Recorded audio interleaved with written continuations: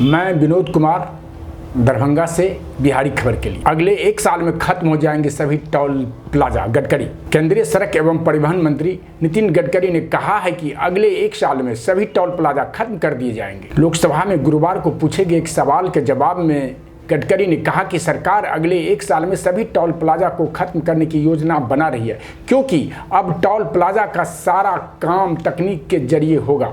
Bahujan Samaj party Baspa के कुंवर दनीश अली के पूछे गए सवाल के जवाब देते हुए केंद्रीय मंत्री ने कहा कि उनका मंत्रालय ऐसी तकनीक पर काम कर रही है जिसमें आप जिस जगह से राष्ट्रीय राजमार्ग पर चढ़ेंगे वही GPS की मदद से कैमरा आपकी फोटो लेगा और जहां आप राजमार्ग से जाएंगे वहीं का फोटो लेगा। इस तरह उतनी ही दूरी का टोल चुकाना होगा। तकनीक के मदद से लोगों को उतना ही टोल चुकाना होगा जितना वो सड़क पर चलेंगे।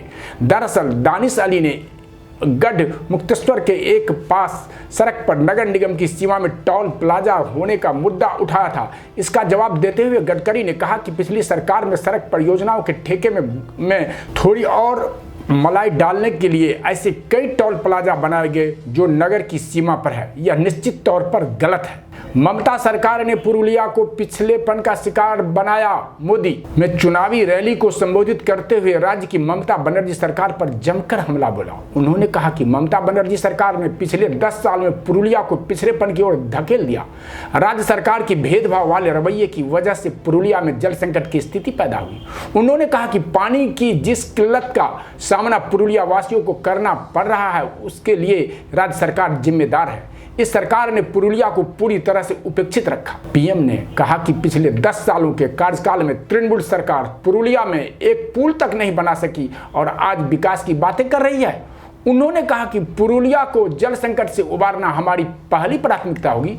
प्रधानमंत्री ने कहा कि 2 मई के बाद जब बंगाल में भाजपा की सरकार बनेगी तो राज्य के विकास की गति को तेजी दी जाएगी। राज्य में केंद्र सरकार द्वारा चलाए जा रहे विकास कार्यों का उल्लेख करते हुए पीएम ने कहा कि केंद्र के साथ राज्य में भी भाजपा की सरकार बनने से बंगाल को चहुमुखी विकास होगा। जंगल महल के लोगों को जीवन पर सुधारने की प्रतिबद्धता व्यक्त करते हुए पीएम ने कहा कि इस पूरे क्षेत्र में रहने वाले लोगों के लिए आधारभूत सुविधाओं के साथ साथ रोजगार के अवसर भी उपलब्ध कराए जाएंगे।